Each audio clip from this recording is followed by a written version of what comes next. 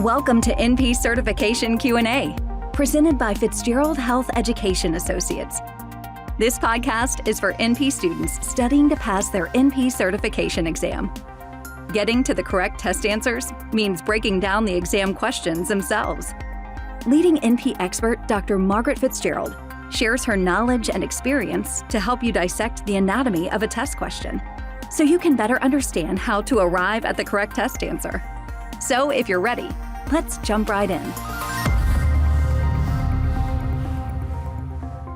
A 35-year-old woman presents for a well woman exam. She's without complaint, BMI is 22, and reports that she runs about 28 miles a week, 4 to 5 miles with each run, and has excellent exercise tolerance. She states, quote, "I'm in really great health." On physical exam, the NP notes a faint mid-systolic click followed by a grade 2/6 mid to late systolic murmur, best heard at the apex.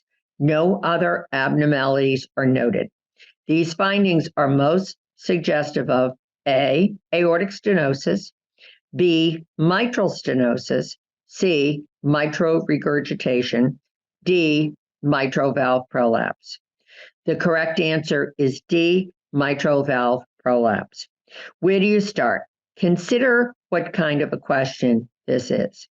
We have been given information on the health history in the physical exam and then asked, what could this represent? Therefore, this is a diagnosis question. Let's take a look at some background information. Heart murmurs are caused by sounds produced from turbulent blood flow. Blood traveling through the chambers and great vessels of the heart is usually silent. When the blood flow is sufficient to generate turbulence in the wall of the heart or great vessel, a murmur occurs. In particular, systolic heart murmurs are often benign, implying no significant cardiac abnormality is contributing to the murmurs generation. Indeed, in a person like her, younger, healthier, great BMI, since the chest wall is thinner, we're probably going to pick up a lot more murmurs, including murmurs that are absolutely benign. In a person with a higher BMI, often the thicker chest wall can obstruct a cardiac murmur, even one that's 100% benign. In this case scenario, we're provided with, albeit limited information on the patient, but including a crucial part of any cardiac exam, and that's the report of exercise tolerance. Here, it's reported as being outstanding. And by the way, I want you to remember this for the boards. If you are given information about health history, patient report of symptoms or lack thereof, physical exam, assume everything that you're being told about this patient is accurate. With certain pathologic cardiac murmurs, symptoms of low cardiac output, including activity intolerance, are often reported. And remember, she's a runner, 4 to 5 miles at a time, great tolerance. So that leans towards this being something non-pathologic. Mitral valve prolapse, of course, is the correct answer here and is likely the most common valvular heart issue, estimated to be actually up to about 10% of the general population. So why is it we don't run into 1 in 10 people having the murmur of mitral regurg? Part of this is because of some of the factors I mentioned before. Thick chest wall, higher BMI. So much of picking up murmurs is, quite frankly, the skill of the examiner. Most people with MVP, mitral valve prolapse, have a benign condition in which one of the valve leaflets is unusually long and buckles or prolapses into the left atrium, usually mid-systolic. At that time, a click occurs that is followed by a short murmur caused by the regurgitation of just a wee bit of blood into the left atrium. Cardiac output is usually uncompromised, and the event goes unnoticed by the patient. However, the clinician might pick up the murmur on exam. A very small percentage of people with mitral valve prolapse have valve thickening and redundancy with clinically significant mitral regurgitation. This group often has additional health challenges such as Marfan syndrome or other connective tissue disorders.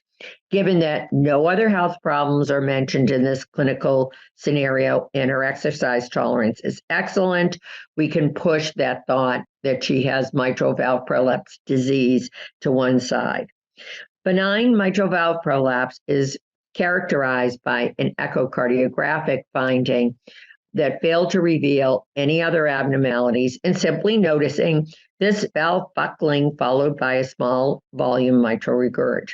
If there are no cardiac complaints and the rest of the cardiac exam, including ECG, is normal, no further evaluation is needed. Barring other health problems, patients with mitral valve prolapse usually have normal cardiac output and tolerate a program of aerobic activity, which this patient clearly does.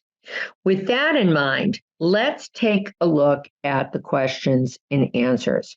I do want you to keep in mind, and you just might be tired of hearing me say this since we're so many podcasts into this, but always think what groups are a given health issue founded.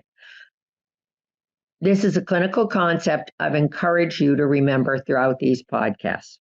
So let's go dive into this question. 35-year-old woman presents for a well woman exam. She's without complaint with a BMI of 22 and reports that she runs 28 miles per week, 4 to 5 miles with each run, and has excellent exercise tolerance. She states, quote, "I'm in really great health."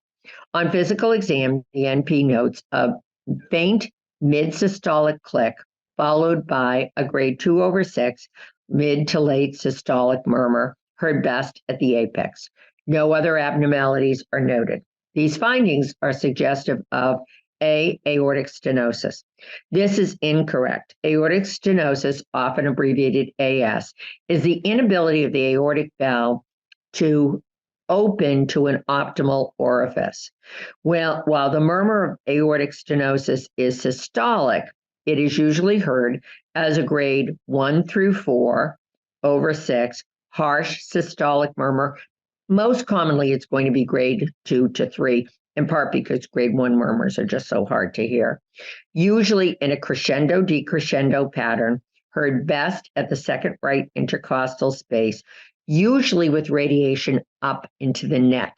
The reason the murmur radiates to the neck is the murmur is generated by turbulence of blood flow around the aortic valve, and then once the blood goes over the aortic valve, where does it go next? It goes up into the carotids. In addition, the most common reason for aortic stenosis is aortic calcification, and therefore it's noted in patients of advanced age, particularly with higher cardiovascular risk, including long-standing poorly controlled hypertension. Those are factors that are simply not noted in this particular patient. And usually by the time a person presents with aortic stenosis, they will have some kind of symptoms of reduced cardiac output, including activity intolerance, that is clearly not noted here.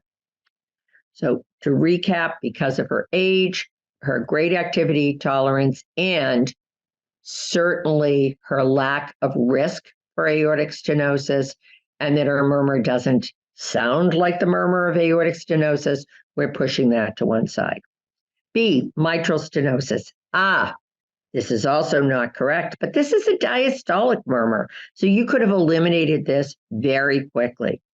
Presenting as a low diastolic rumble, this murmur is usually only heard with significant cardiac pathology, often with a history of rheumatic heart disease, with a patient report of activity intolerance. And are you getting the feeling that including information about how well a person tolerates activity or does not is important to a thorough cardiac history? Yes, you get that. And I would add one other point. Make sure you compare it to what is their typical baseline. how physically active they are. C, mitral regurg. Mitral regurg, commonly abbreviated MR, results in a grade 1 to 4/6 high-pitched blowing systolic murmur. The murmur is often reported as sounded like ha ha ha ha or hoo. It's heard best at the right lower scapular border and tends to radiate to the axilla. Again, keep in mind the risk for this condition. In this scenario, the person is younger, and we're told in good health. Mitral regurg is most commonly noted in the presence of ischemic heart disease, acute endocarditis, rheumatic heart disease, and with a report of lower cardiac output symptoms. D, of course, mitral valve prolapse is our correct answer. The murmur of MVP is most often noted in an otherwise well person without low cardiac output symptoms, as is reported here. Next step test, of course, should include getting an echocardiogram to confirm this finding. Key takeaway, as an NP, you are charged with initiating the diagnostic evaluation when you find an abnormality on the cardiac exam. Knowing which murmurs occur in which patient groups and whether symptoms are present or not is critical to NP practice. Thank you for listening to NP Certification Q&A, presented by Fitzgerald Health Education Associates. Please rate, review, and subscribe to this podcast. And for more NP resources, visit FHEA.com.